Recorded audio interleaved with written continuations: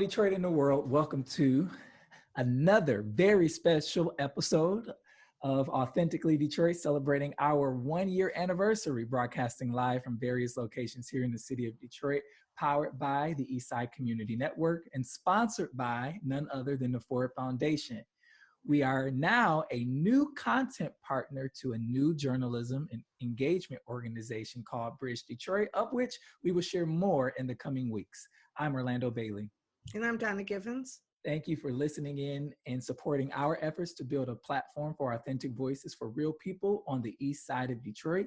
We want you to like, rate, and subscribe to our podcast on whatever platform you listen to us on.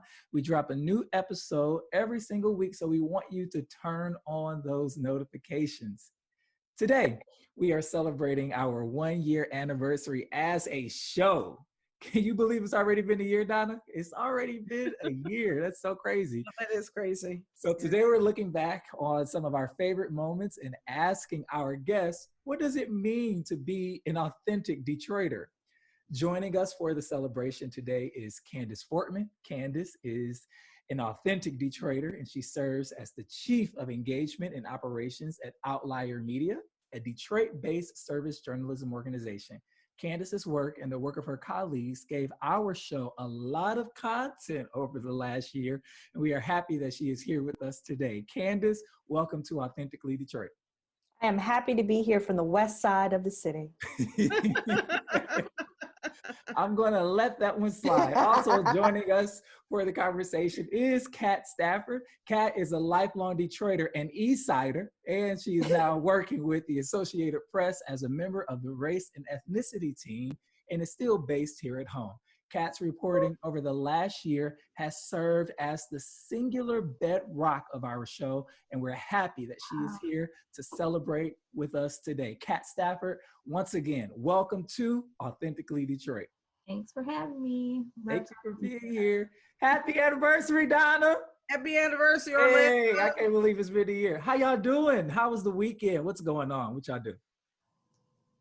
Oh, well, you know, it was an exciting weekend. I went from couch to bed to sitting on the stairs because I just needed a different view of my house. And then I sat under the kitchen table just for that real boat feel, you know?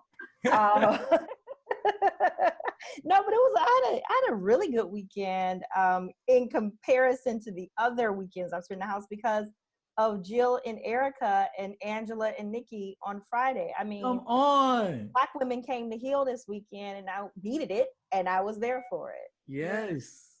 Yes. Absolutely. That was great. I loved every minute of it. Every It single second. wasn't a battle.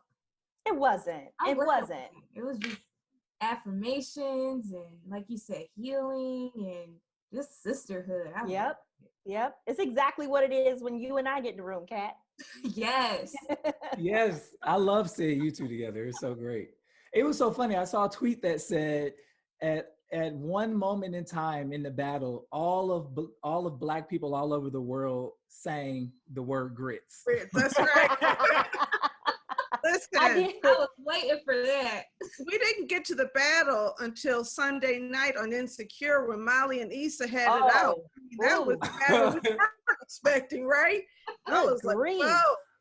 I knew that a culmination of their awkwardness and stuff was coming, but I didn't expect Molly to start going off at the event. Thing was wrong. I mean, she was wrong either way you cut it for even being mad about that.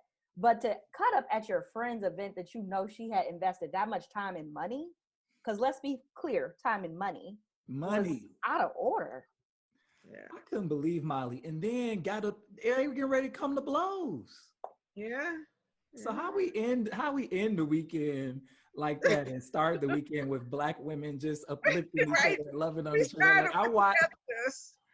Like I crept in as a guest to the talk that Angela Davis and Nikki Giovanni was doing because of course, like who wouldn't want to? And my gosh, the mind and the brain of these legendary women.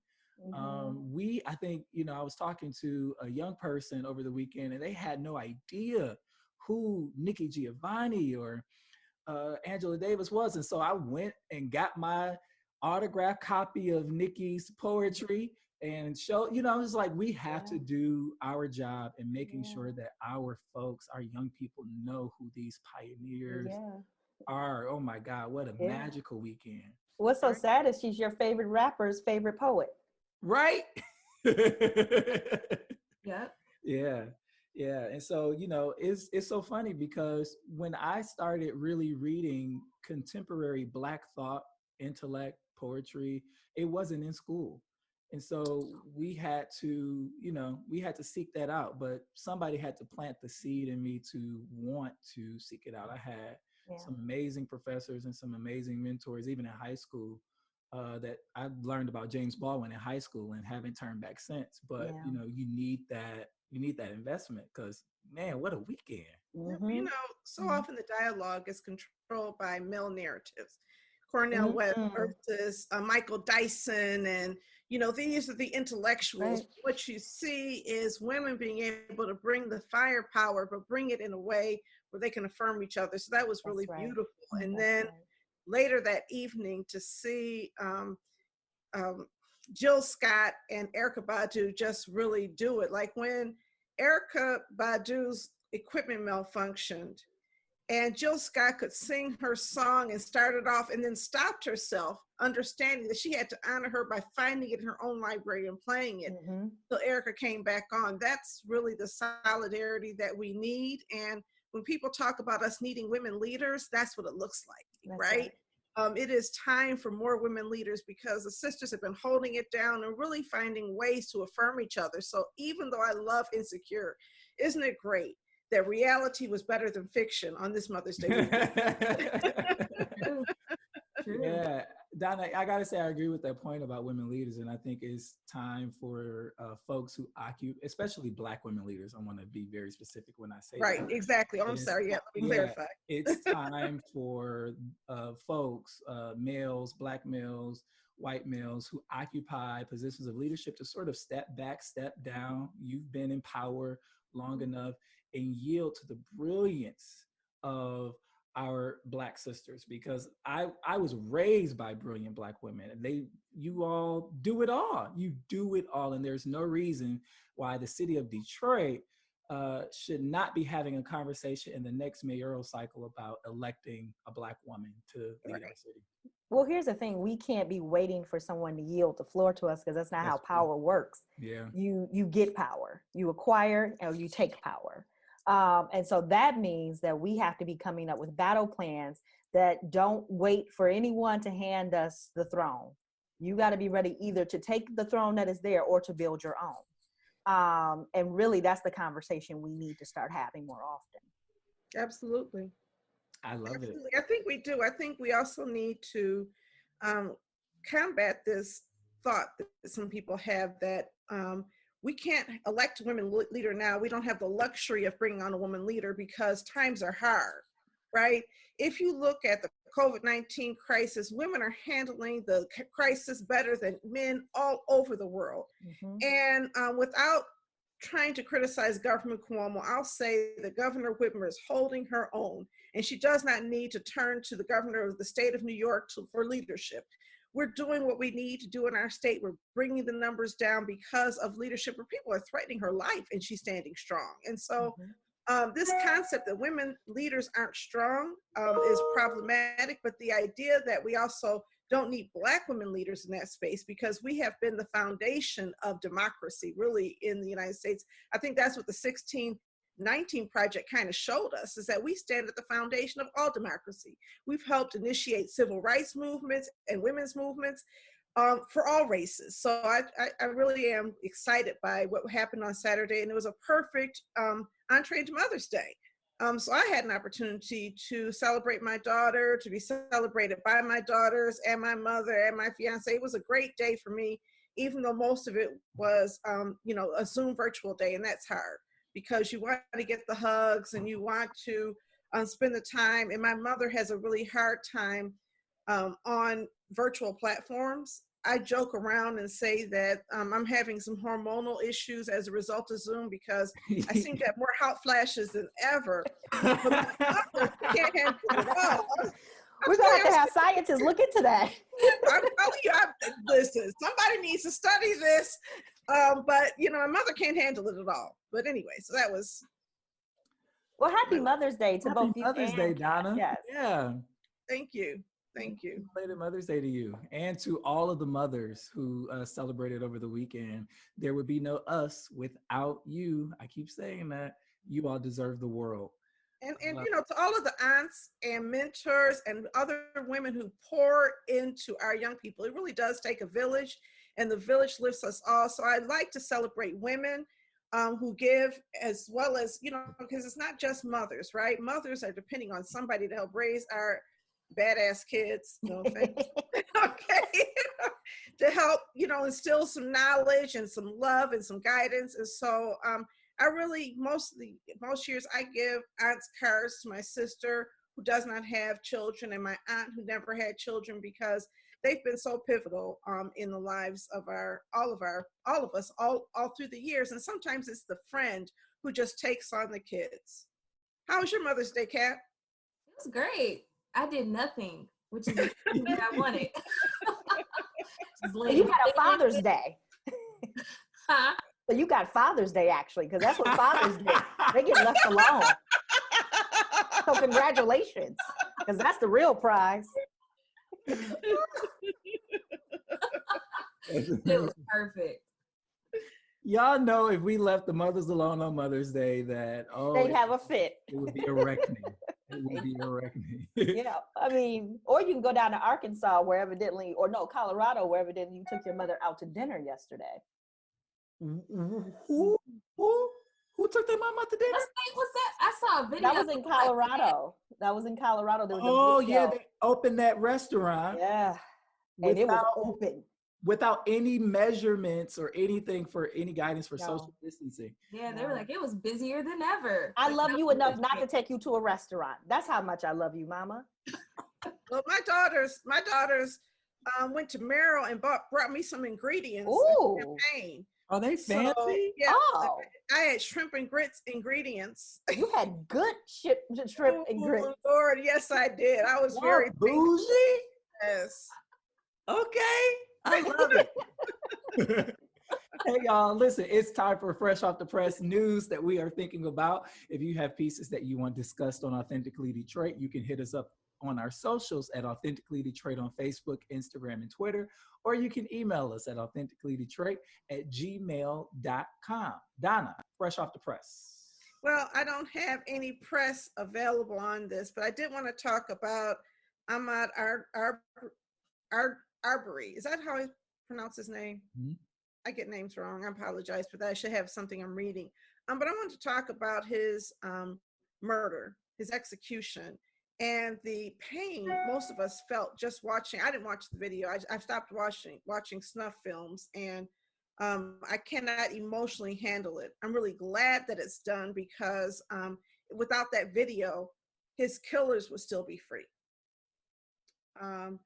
And it's amazing to me that he was executed, and the person who released the video apparently thought that he would do it to exonerate the men who killed him, because he did not follow their orders. And since he refused to comply with their orders and freeze, it's his fault that he's dead. And it's super crazy to me. It's really upsetting. I was, just before we got on here, arguing with somebody on Facebook, which is one of my bad habits that I've got to take care of. It's like, alcoholism or something. It's really destructive, and it eats up my time and destroys the quality of my life. But this man was saying, well, he was trespassing on this property, and that's a misdemeanor, but he still shouldn't have died. This man literally walked into a construction site, looked around, and walked out. And he's telling me that's trespassing because he entered a dwelling. So I had to go online, Google Georgia. He said in Georgia it's considered a dwelling. So I had to Google Georgia law and post that on Facebook to prove that it was not literally a dwelling, and that when you walk in someplace without malicious intent and look around, that is not considered trespassing at any level. And I was like, that's really so gay. So she would have got the facts and then posted it on him. He was like, well, I'm done with this argument. I saw what I saw. And I'm like, okay. ignorance. But of course it was a brother, so that's always going to get my blood pressure up, because how we internalize these types of behaviors is really upsetting. I unfriended people because anybody who thought it was okay in any shape of the world, how is that not lynching? It is exactly what lynching is. A kangaroo court, somebody accusing somebody of crime based on unfounded, unbased evidence, and just taking law into their hands. So then we watched a video earlier. I just wanted people to see it, of Sterling Brown, because what he described was something that was really powerful to me. And he used masks that we're all wearing right now to protect ourselves from disease as a metaphor of the challenges Black men face in having to protect themselves from accusations of being dangerous or violent. That there's this mask, and wearing this mask that is pleasing to society makes it difficult for Black men to breathe and be free. And at all times, that just really moved me. So anyway, that was my take on the story. One of the things that Sterling talked about in that video, and I encourage everybody to watch it, I think it's available on YouTube, is he just sort of raised a question around just leisurely activity, exercise activity. Is there an activity period that Black people can do in public without fearing for their lives, right? And so I've seen T-shirts that say, jogging, don't shoot. The other thing that was occurring to me as Sterling was talking is, in addition to what he was talking about, the mask, I also feel that it is very dangerous for Black men because there is an implicit bias of fear and danger projected onto Black men for us to wear masks. And so while everyone is saying we have to wear masks and we need to make sure they were covered, I initially had real reservation about wearing a mask out in public. I live on the East Side, and so I am close to Grosse Point's amenities and had to go to Trader Joe's. I sent a timestamp to my friends. Like, look, I'm at Trader Joe's. This the time.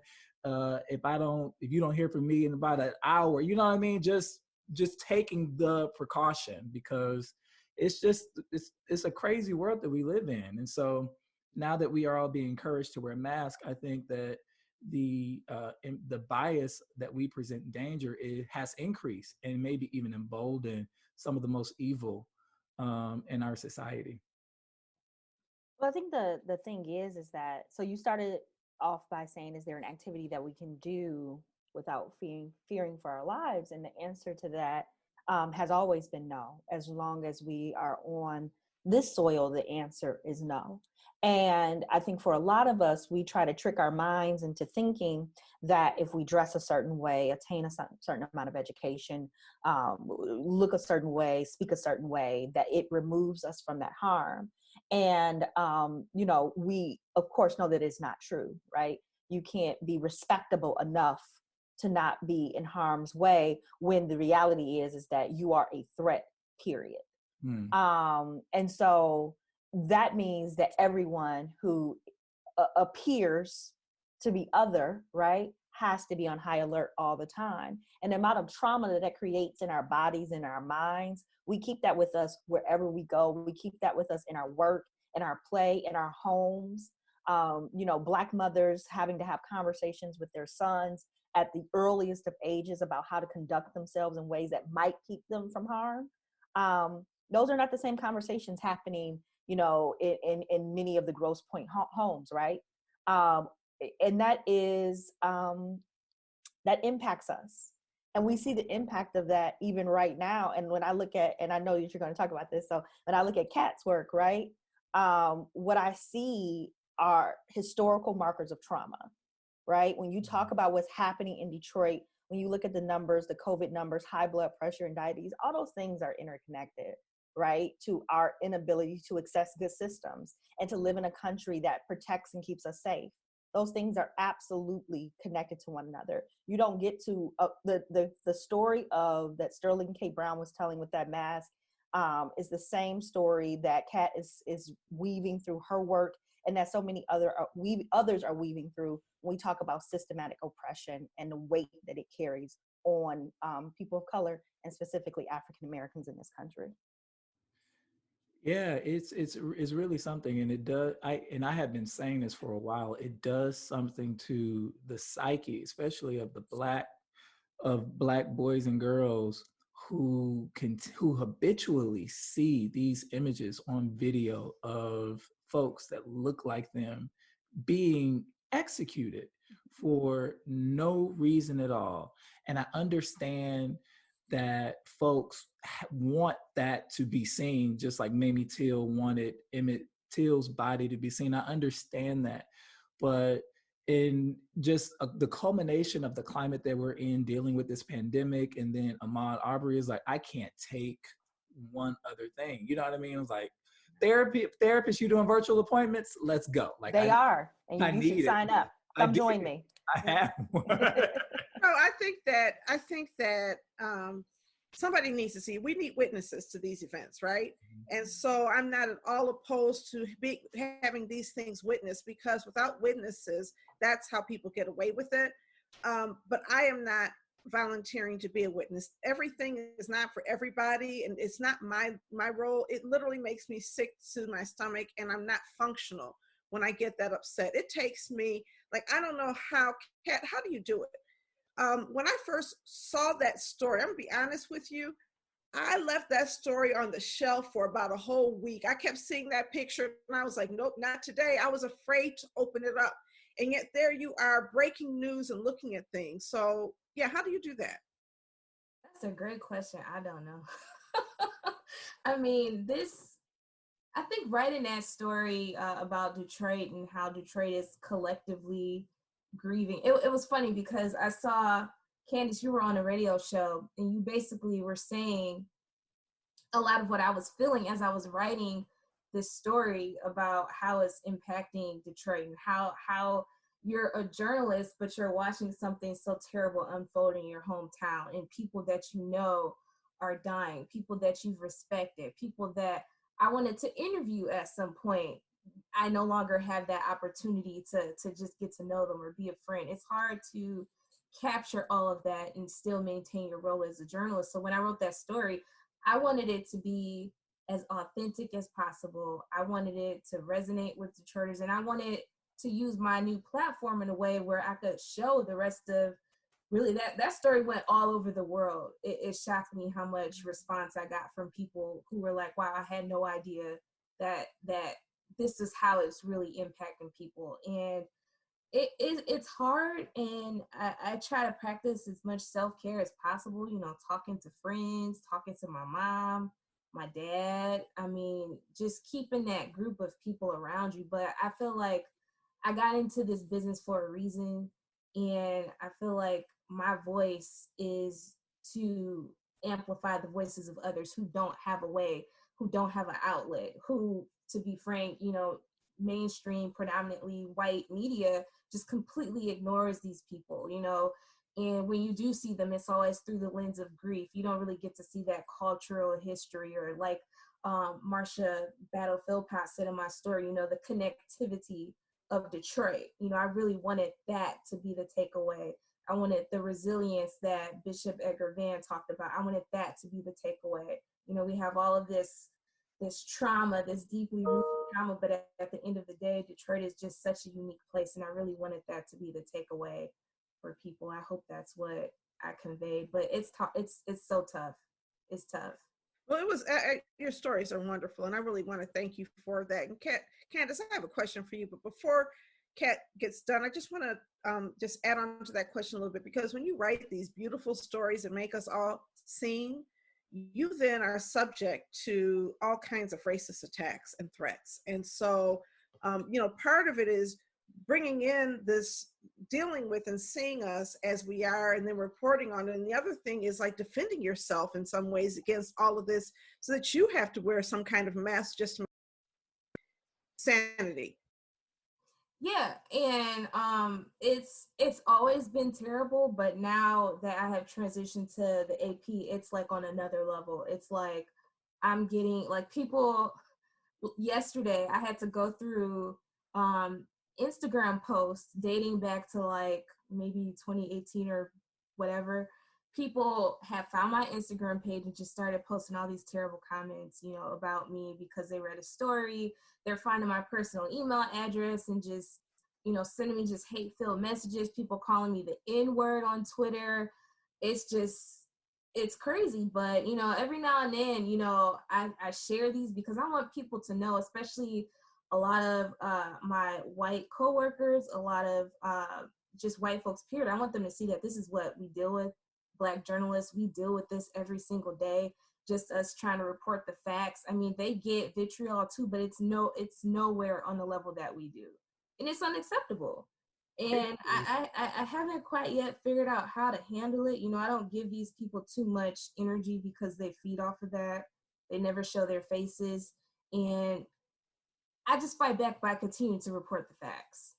You know, my community needs me. They need us to elevate these stories, and that's what I'm here for. So if they don't like it, I'm doing my job. Well, we love it. So I want to thank you for that.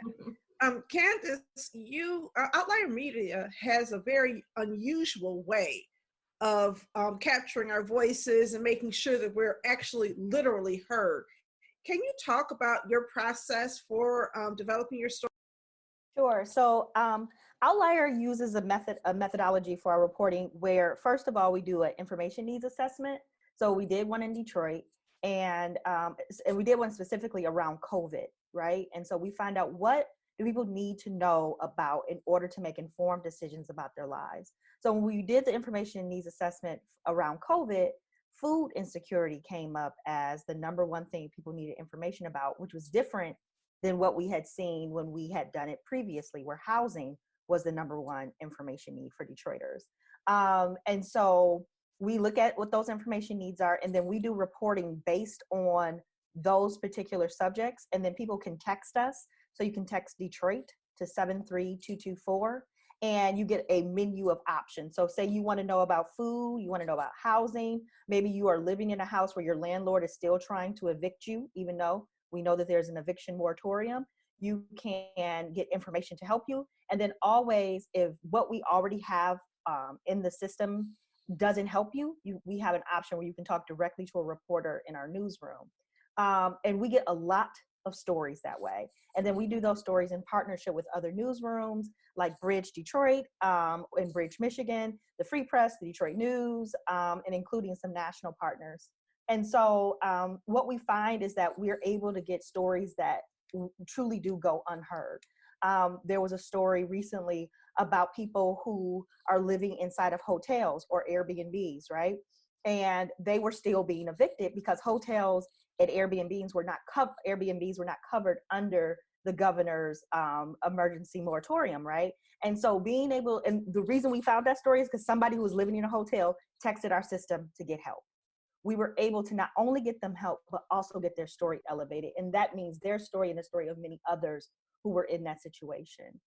We work with Chalkbeat on all of the education and childcare reporting, which we know is incredibly important right now as parents and families are struggling to figure out, one, how to educate their kids currently, what they're going to do with them this summer, and what happens if you have to go back to work and your child has to go somewhere. Those are the sort of questions we spend a lot of time answering. So right now we're getting somewhere between 700 and 800 text messages per week.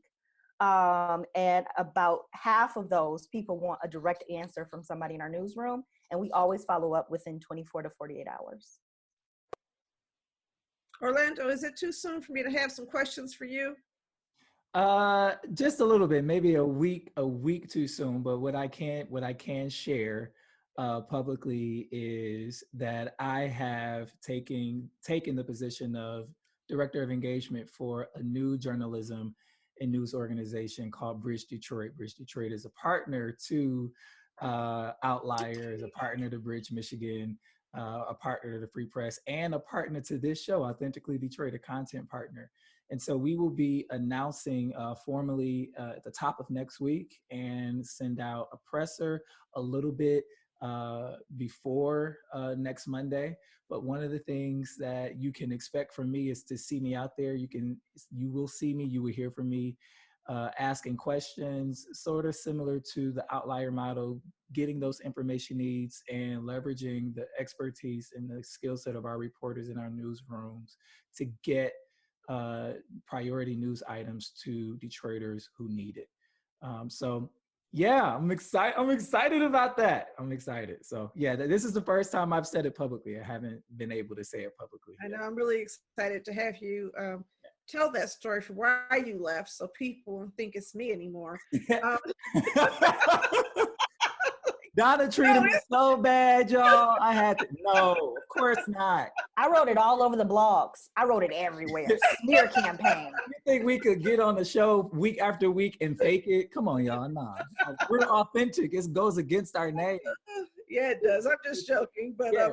I'm really excited for you able to put that story out there, because I think that what is happening with the three of you in the news is so important. I was born in 1963, and by the time I came of age, all of the activism was over, right? Everybody was done marching and everything, and I was really mad. Like I wanted to be born earlier.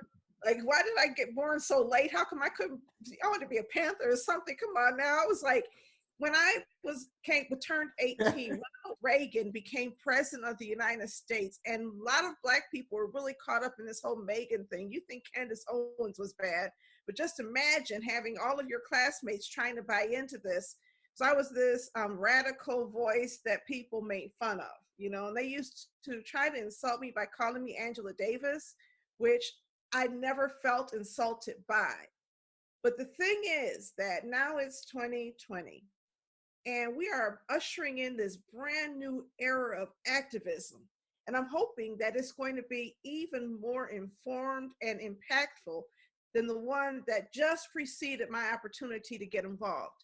So can you talk about that and what you see possibly happening as a result of all of this communication that you're doing and all of this reporting that elevates these voices? Yeah, I think if we do our job right, we will have the facts that activists normally would leverage for whatever cause that they are trying to advance. To be, just to be clear about the job of reporters, we are to report the facts. We are to give the information, the truth, in the most objective way. Sometimes I can't be as agnostic as I would like, but that's cool because I'm not technically a reporter. But it's, for me, I see my job as making sure that Detroiters get the information that they have prioritized, number one, and to make sure that that information is factual and they can do with it whatever they may, right? I think our job ends there to a certain extent. We're not activists, we are the storytellers. So. But I do think that I agree. But what is so important about journalism, and why I want everybody to go support their local journalism organization, is because journalism is a public record. You have to have a public record of your times.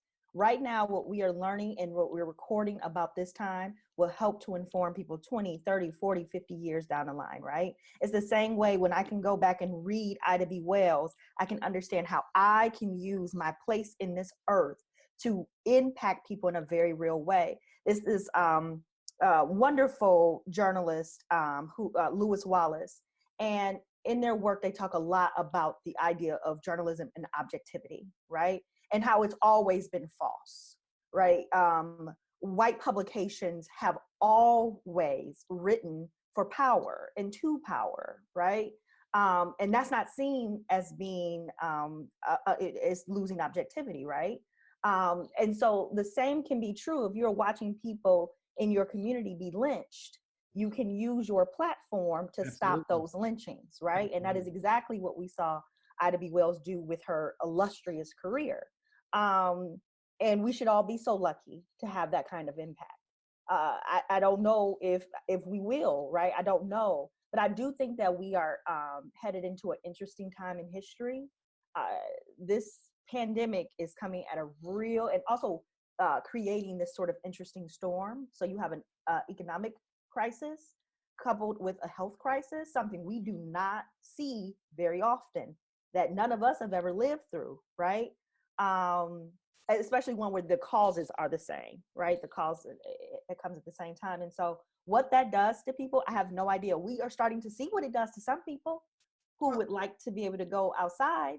But what happens on the other end of this is going to be something. And I think that we all need to be prepared to write the record for that. Oh, Well, let me just talk about, we talk about collective impact a lot lately. I want to talk about the collective impact of the work of Black journalists. And especially Kat and Candice to date, right? So the city of Detroit is an international hotspot for COVID-19. And what gets reported? The water crisis. Now, the water crisis was talked about in 2014. It's been talked about for how many years? Gary Brown is now asking to meet with every community group in Detroit to try to defend his record, because it brought international attention to the issue of water crisis that we've all been talking about. And all of a sudden, because it made it to an international stage at a time where people are dying and we had this, this huge impact in our community, now you're seeing movement. And I believe that some of what's happening right now, you're not going to be able to put the genie back into the bottle. Now that we're more conscious of all of the social ills that you have reported on and the challenges that we're facing, people are going to demand more from their government and from just each other as people. What are your thoughts on that, Kat? A story. So, I've been writing a lot about water shutoffs, back when I was still at the Free Press. And I think I wrote one at the end of March for the AP that after that ran, everyone was like, oh my God, this is an issue. This is such a problem in Detroit. And, through my reporting, I found out that it's actually an issue all over the country and really all over the world. And it's just crazy to think that there are so many people in this world that just live without water. And when you have government officials telling you that the best way to defend your family, to defend your life against this is by washing your hands, and you can't do that, what does that do to the psyche of a family? I mean, you can't do it, right? So it's important to have journalists that are rooted in communities who understand what's happening on the ground, who can deeply report these stories. And, every story that I have, whether it's political, that's what AP brought me on to do, was 2020 coverage. Even with those stories, I try to have a voice. And when I say a voice, I don't mean an expert, a talking head, a politician. I mean an actual person, whether they're living in Detroit, living in San Diego. I want a real resident who could say how they are being impacted by COVID. And, for AP, we had a lot of discussions. We were hearing, at least I was hearing anecdotally, this was really starting to hit Black people hard. And I wanted to know, was there a way to go beyond that and actually see with data if that's what was happening? And so we were able to pull together one of the first, really comprehensive nationwide looks that really showed, Black Americans are dying disproportionately, state to state of COVID. And now what we're also seeing is the financial toll that it's taking on Black Americans. In that Detroit story, it kind of was buried. I wish it was a separate thing, but U of M did a study that this was just as of March, that 35% of Detroiters had lost their jobs as a result of the pandemic. They said roughly 1 in 5 Detroiters were concerned they were going to run out of money in the next 3 months. 42% said they wouldn't be able to afford an emergency. I mean, this is the impact, the toll. We don't fully know the magnitude that this is going to have. So when you talk about journalists, that's why me, Candice, and so many others always talk about you have to have people in your newsrooms, not just covering this pandemic or whatever may happen next. You need to have people that are making coverage decisions, because as a reporter, I can have the best ideas, but if I don't have a editor who supports, who fights for me, I have been in a role where I did not have that support, and ideas that I wanted to pursue just died. And, being, toward the latter part of my time at the Free Press, I had that support, and now I have that support. So if there's a way, I'm just trying to figure out how can we get more of us in this lane, especially doing these investigative type stories to really tell what's happening in our community. Yeah. So this is literally my dream, right? What Kat is talking about is the ability to get more Black editors, more Black presidents of news organizations. Like, when you look at newsrooms, you cannot just stop at the newsroom when you talk about diversity and inclusion.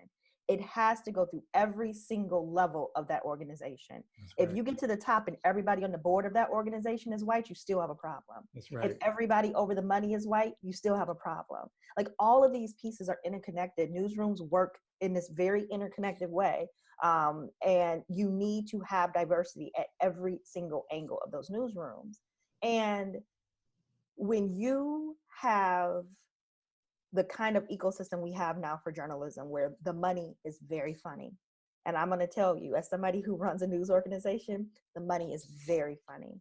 So many of us are subsidized by grant support and are trying to find the way to get people who benefit from the work that we do to pay for the work that we do. It's a really hard thing to figure out, right? Especially when you live in a city like Detroit, where already the economics for people were really difficult. We didn't have to get to COVID for economics to be That's difficult right. for Detroit households. Say it. They already were. That's right. And now we're talking about 1 in 5 people, right? We're talking about 35% unemployment or unemployed. That means that we're going to have to figure out a way to make sure that we're able to maintain good journalism in a place where people might not be able to pay for it. And that is what keeps me awake at night. But we have to be careful when we talk about unemployment now, because people are getting paid $15 an hour not working. And a lot of the people who are getting paid, $9 an hour working are getting paid $15 an hour not working. And so this whole demand for one fair wage has taken on a whole nother complexion. I talked to one employer who's really worried they're going to have difficulty bringing people back to work. So sometimes in chaos, you have restructuring happening.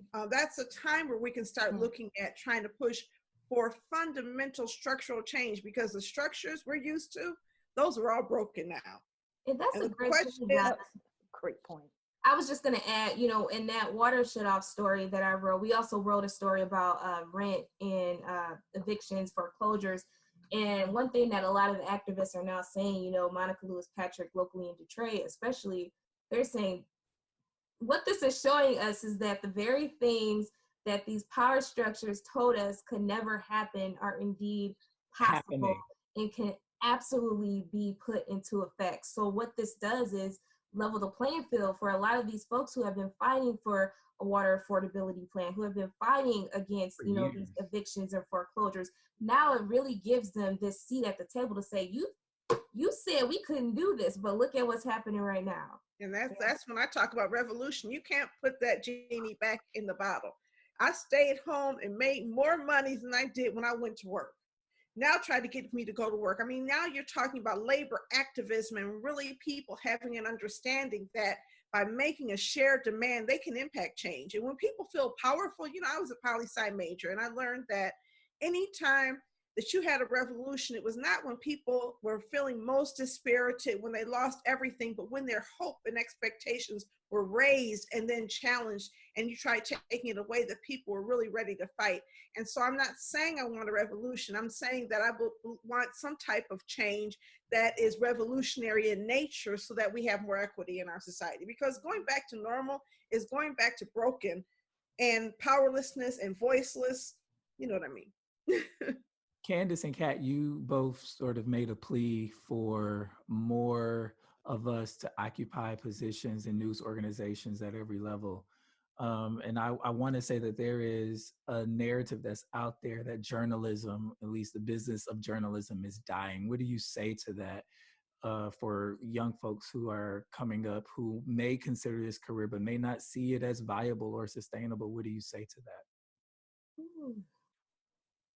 I hate having to answer this question because it gets me in trouble every time. Because my answer doesn't change, but it's not a nice answer. The world that you might have thought you were walking into, as if you are, let's say you're a 12-year-old right now and you want to be a journalist, right? And so you're on the path towards journalism. You're going to go work at your high school newspaper. you're going to go to college and study journalism. I don't know if we can promise you that the path is going to be the same right now. And honestly, so this is the controversial part for me. Honestly, I'll tell you that I'm not 100% sure that it should be. I think that every industry worth its while will have cosmic shifts in how it operates. Now, the merits of journalism will remain. The tenet, the thing that is built on will remain. But how it is funded, what size the newsrooms look like, you might not have 1 or 2 large newspapers. What you might have is 10 or 15 smaller papers serving smaller audiences. You might have a national bureau that's really large, but then feeds down a few smaller bureaus, right? I don't know what that looks like. We're looking at some models right now for how we can get small organizations like Outlier across the country to work more collaboratively on the business end, right? That might be what it looks like. It might look like co-ops. It might look like federations. But as long as the journalism is good, that's what should matter. And can we better serve our communities? Can we provide them with better information, like as they need it? Then we're better, right? And we also have to change as the times change. Yeah. You know, what people needed 100 years ago from a newsroom is very different than what people want from a newsroom today. This idea that journalism does not change is a lie we like to tell ourselves, right? That it's this old vanguard and it remains the same, unbroken. That's not true, right? Yeah. There is no Art Van. You know how much Art Van spent in journalism in this country? I mean, in this city, a lot. Yeah. Right? When you lose an Art Van, you lose a lot of money. So what does that mean? That money exists somewhere, but it's not going to come from Art Van. That means it has to come from the people who read you or watch you or listen to you. And if you are not providing them anything worth of value where they would pay you to do those things, then that's a problem you have to solve or get out of the way.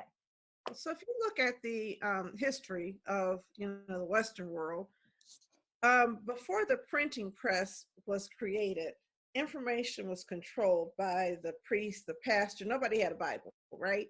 You didn't know anything about God that your pastor didn't tell you. Then they invented the printing press, and the Bible could be mass produced, and that changed the approach to religion, right? And then as we moved forward, we created books and we created journals and all of that. There was a time when everybody had to read the news, and then you had the radio, and then you had television, and now you have computers and the World Wide Web, and we are living right in the smack dab in the middle of the information age, where social media has changed the entire game. So I would say that newsrooms don't control news anymore.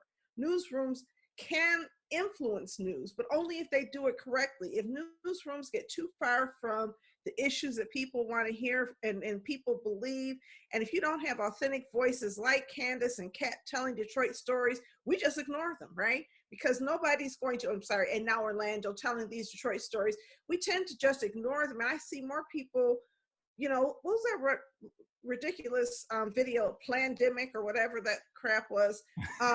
People believe that and believe these stories as often as they believe truth. So I think that there is almost a need to have these smaller newsrooms and to democratize. And actually, that's why Orlando and I started Authentically Detroit.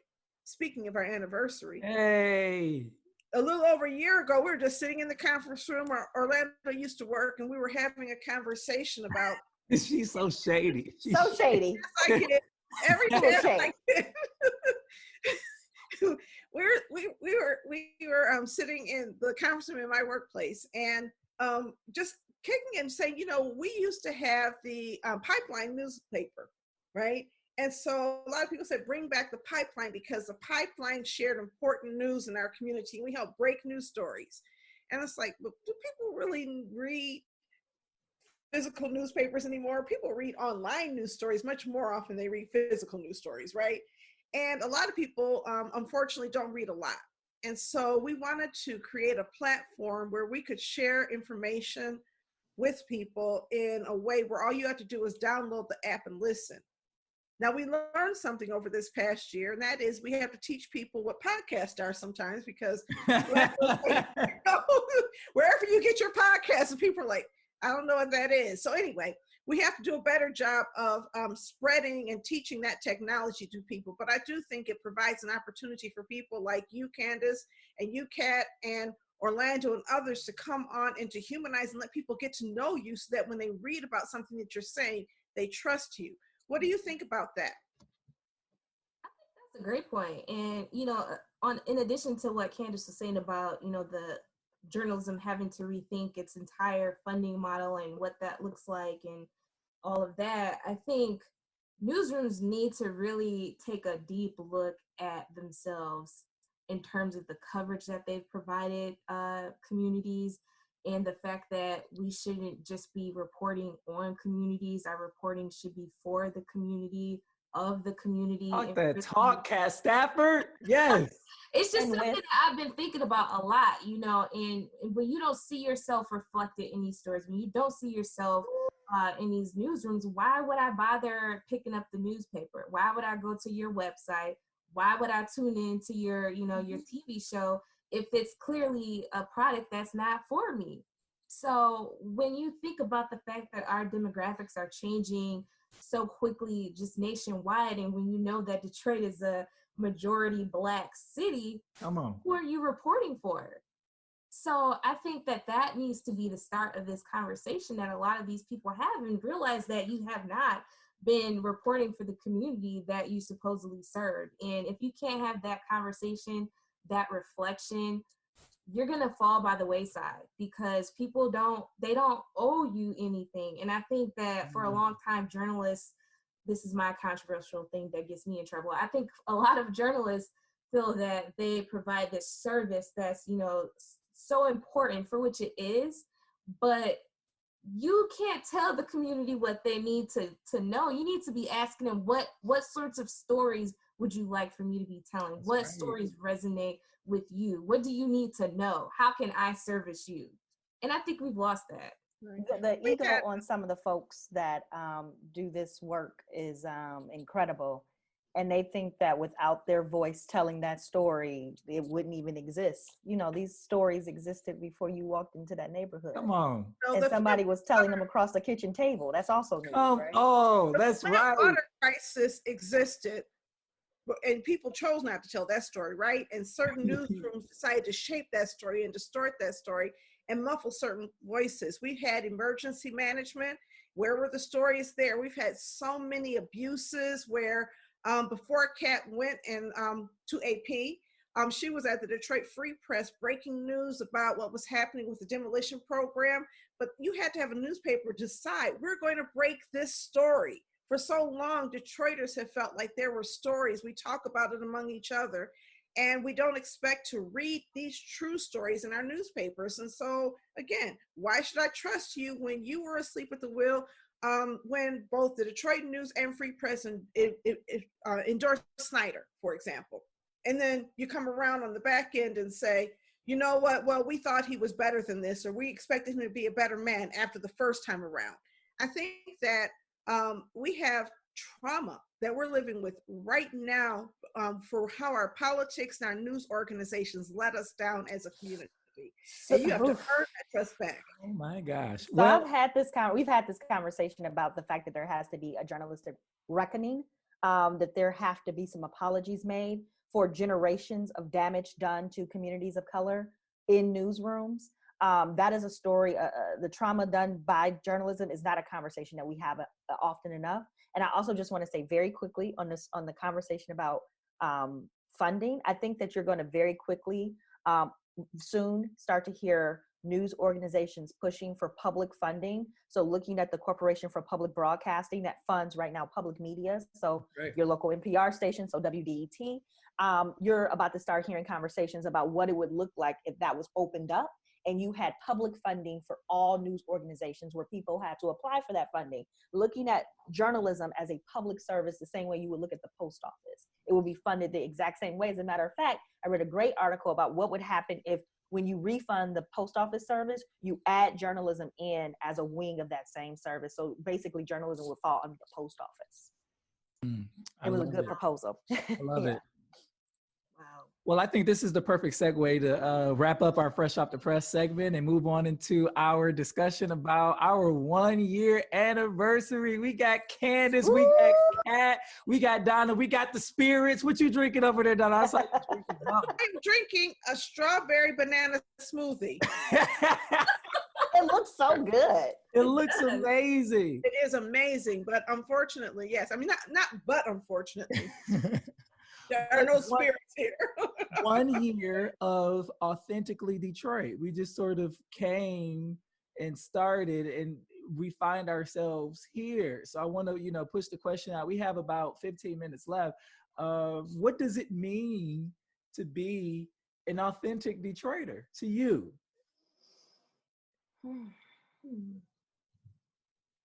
What does that mean?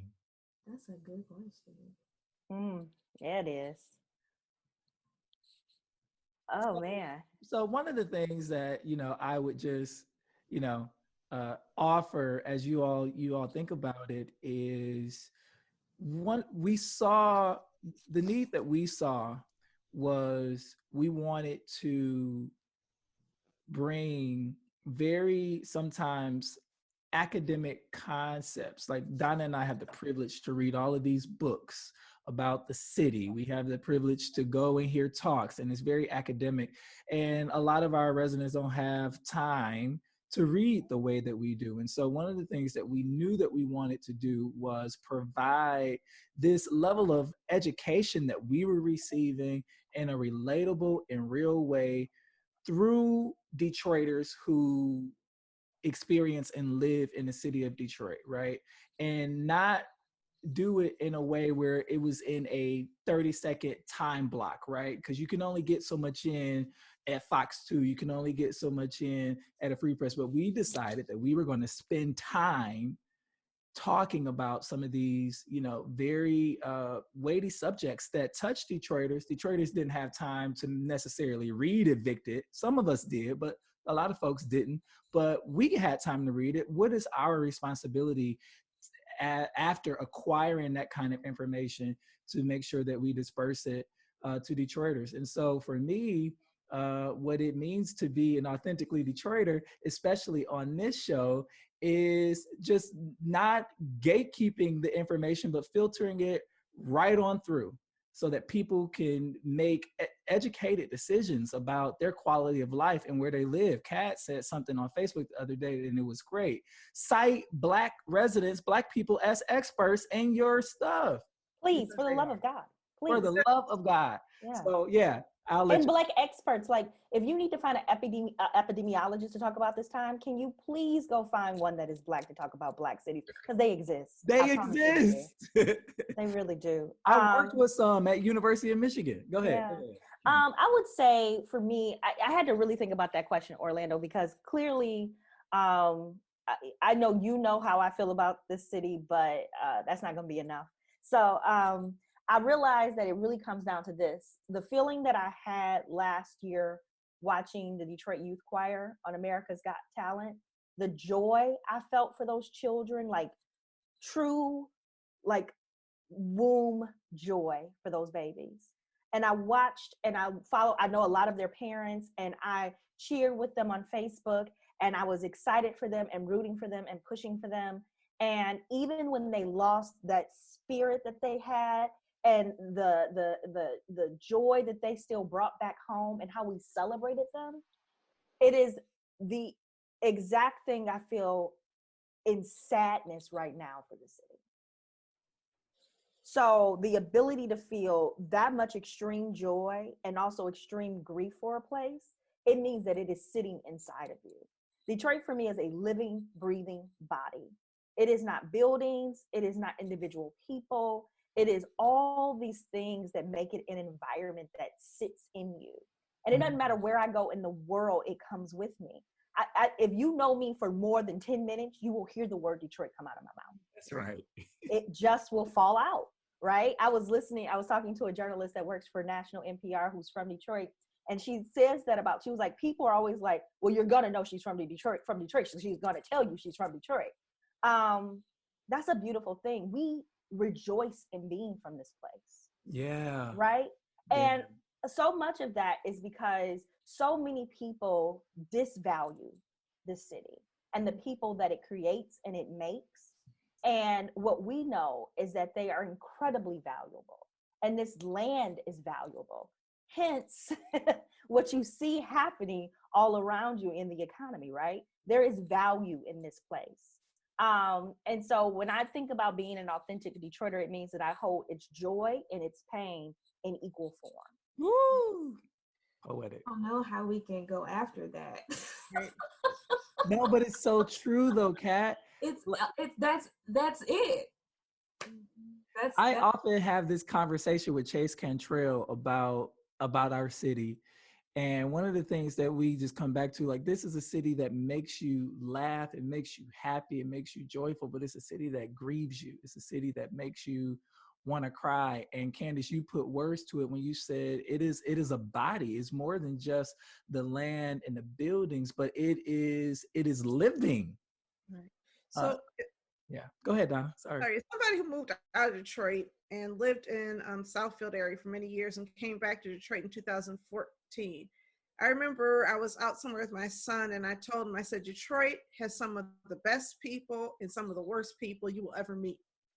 We've got both. We have some of the most wonderful people on earth in the city of Detroit, people who give so much. And so you just love that part of Detroit. And, the small minority are terrible people, right? Those are the ones that people hear about, the murders, whatever. But most people in Detroit, there is a spirit to this community. So when I came back and it's like, okay, I'm from Detroit, raised in Detroit, always loved Detroit, whatever. And got remarried, moved out of Detroit, got divorced, moved back to Detroit. And in that process, had to reconnect with my home, which I love doing. But here's when I knew I was authentically Detroit. When I started working at Warren Connor Eastside Community Network in 2016, people were not quite sure, who is she? Does she really represent us?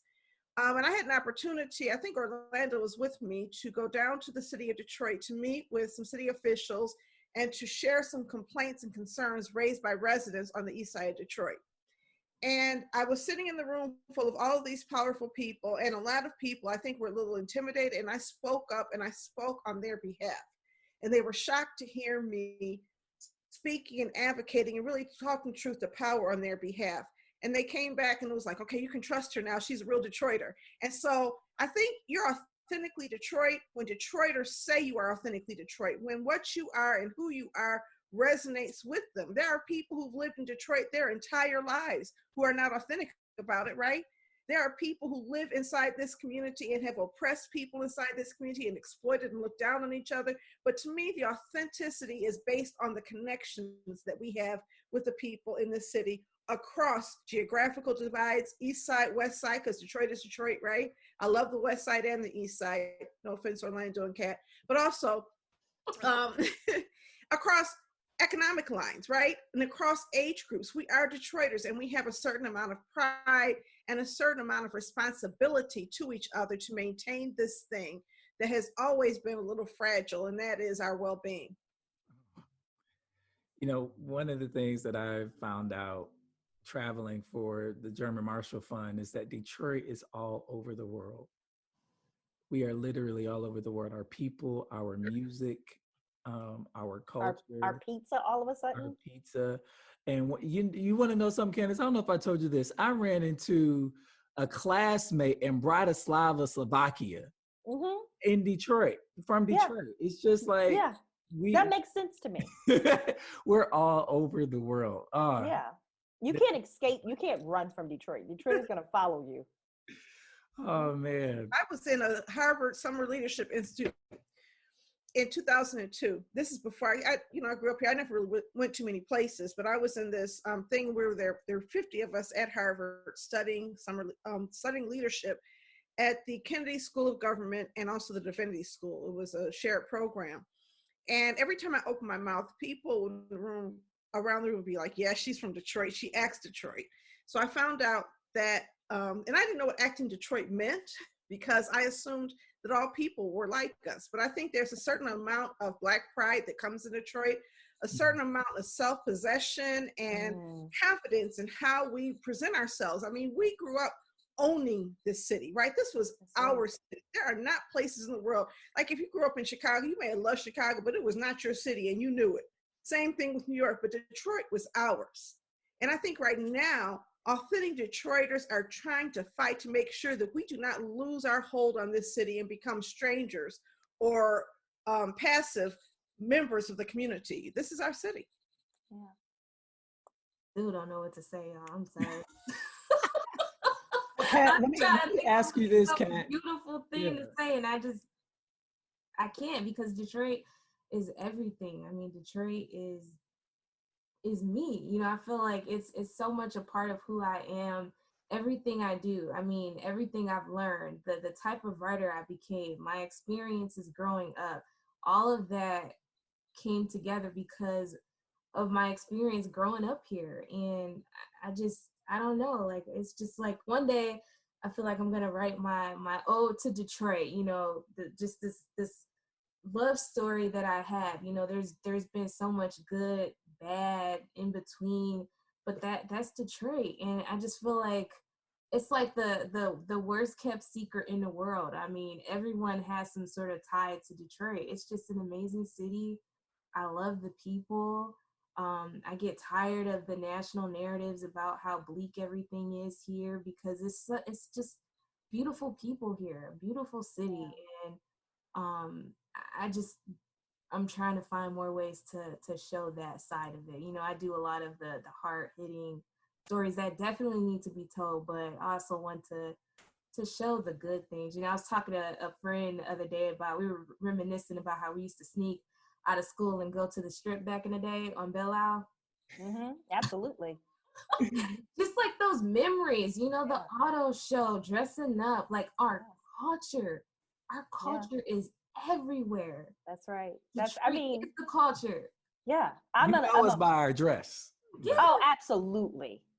Nobody in the world dresses like us. I can point a Detroit dude out from 1,000 miles away. I can see him coming from 1,000 miles away. So a celebration of Authentically Detroit is essentially a celebration of Detroit.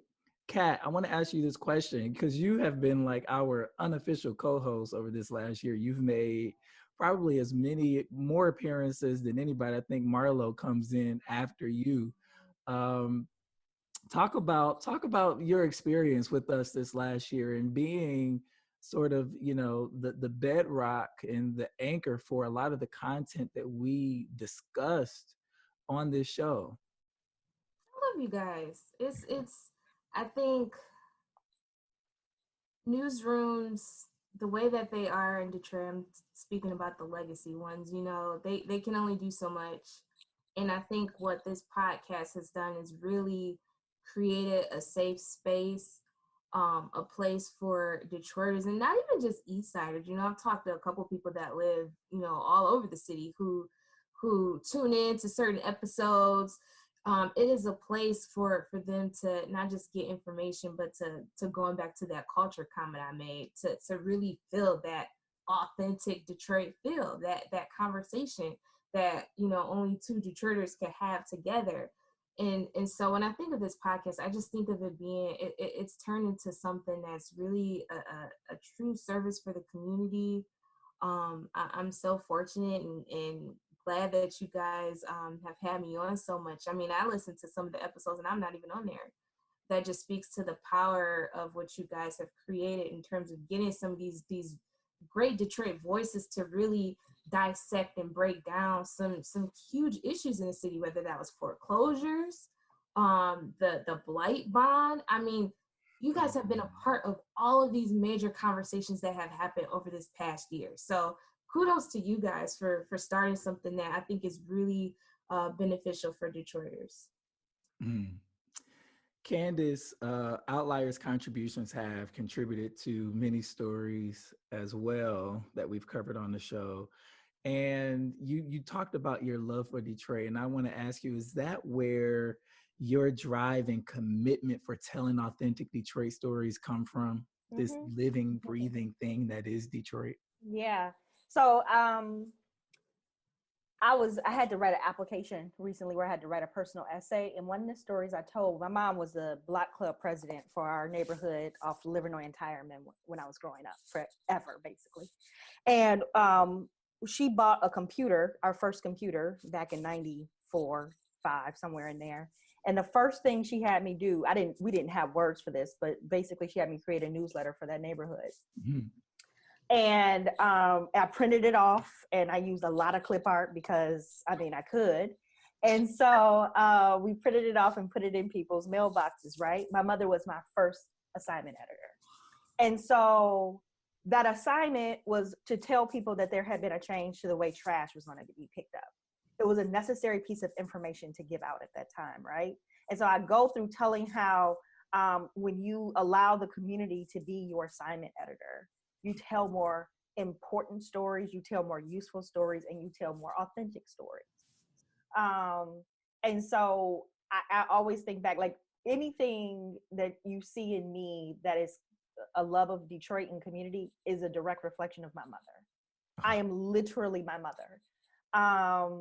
And so I really am grateful to that community that raised me, that believed in this little Black girl who was passing out her little newsletters and who was sitting on people's porches telling them everything she knew and everything she's seen on the news, because they gave me the space to become this person.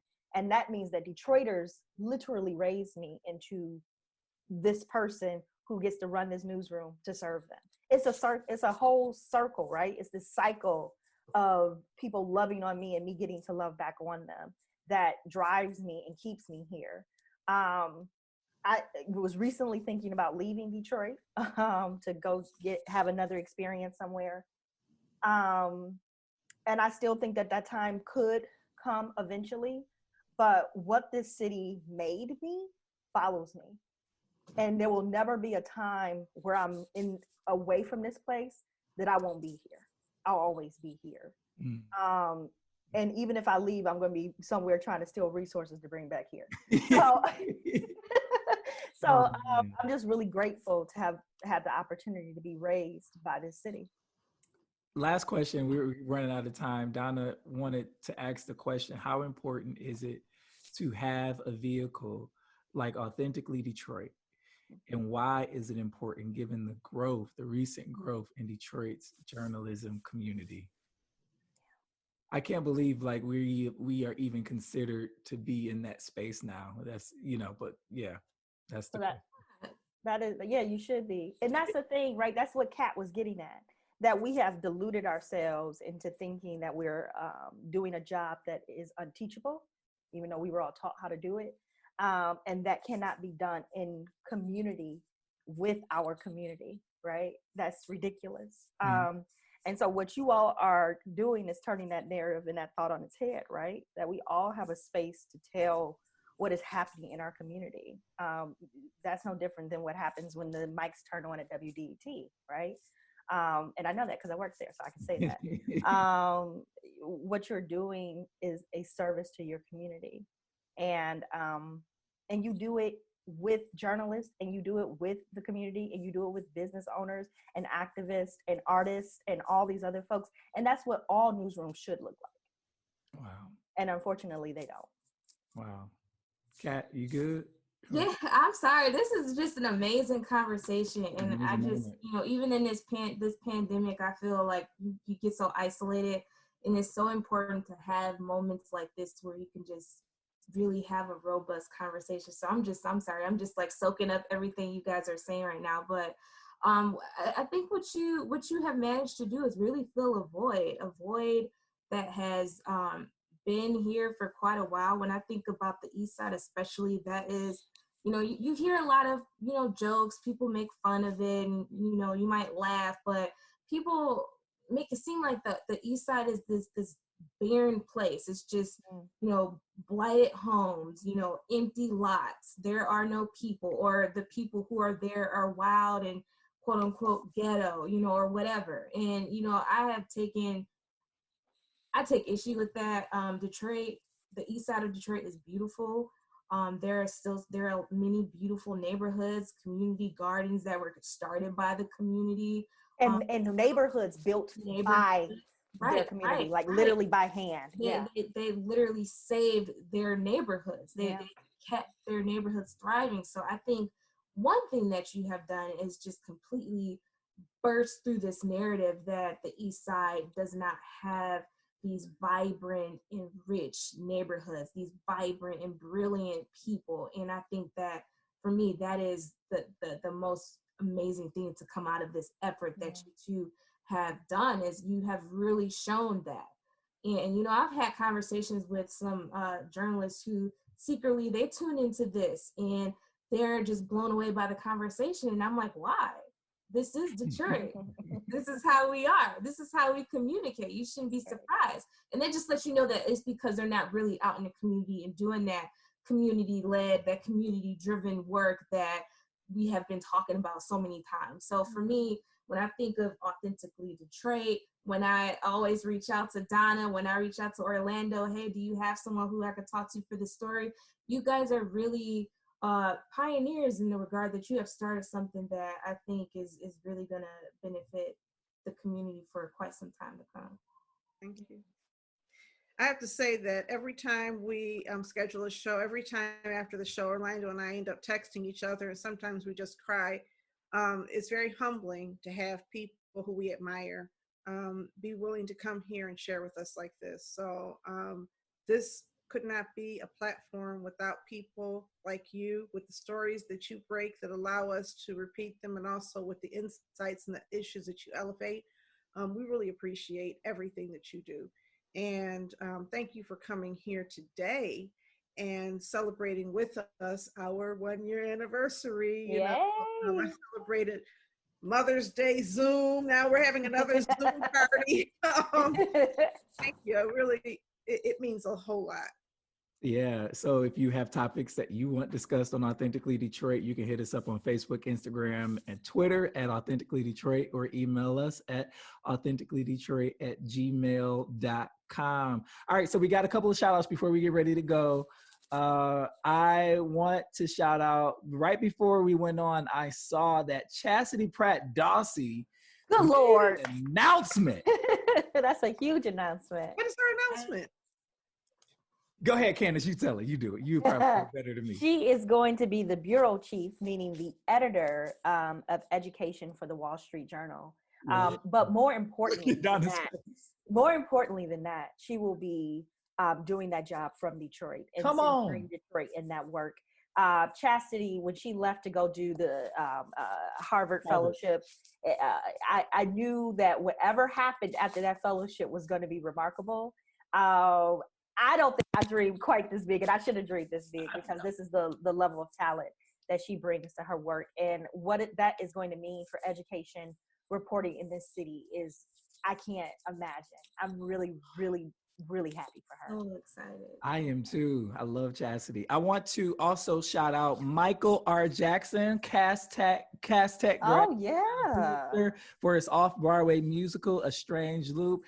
And like my crush, I'm like married to her in my head, Nicole Hannah-Jones from New York Magazine, for receiving her well-deserved Pulitzer for the 1619 Project. Oh man, it had to happen. If it didn't, I was going to revolt. Now that would have been the revolution. That would have been the reckoning.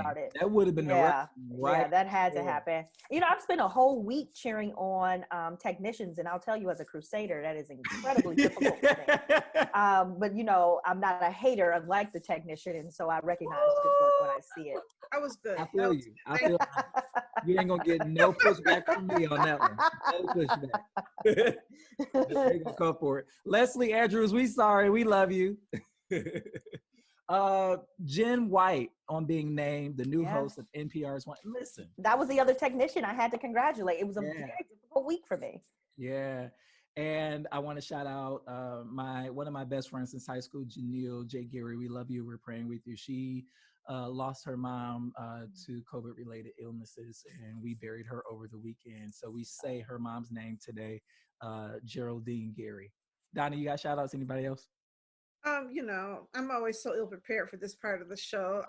Just want to shout out people, but I always forget to write names down. I always think about it as soon as we turn the camera off. But I do want to shout out Black women. I think this is the year of the Black woman. I think that we have risen up. When you look at the stories and the, you know, whether it's a Pulitzer Prize winner or Chastity Pratt Dawson or Candice Fortman or Kat Stafford, or you know, so many Black women are really showing that we are brilliant, we are leaders, we are strong, and we are what is needed in order to heal what is broken inside of our community. So I think the sisterhood felt wonderful on Saturday. Shout out Erica and Jill, and shout out Nikki and Angela. Angela. So Yeah. yes. And shout out to Candice and Kat for coming on and being Yeah. our special guests and our party goers today for our 1 year anniversary episode. We love y'all so much. Be sure to tune in next week. We'll be here. We'll be here. We are Authentically Detroit. Catch the wave.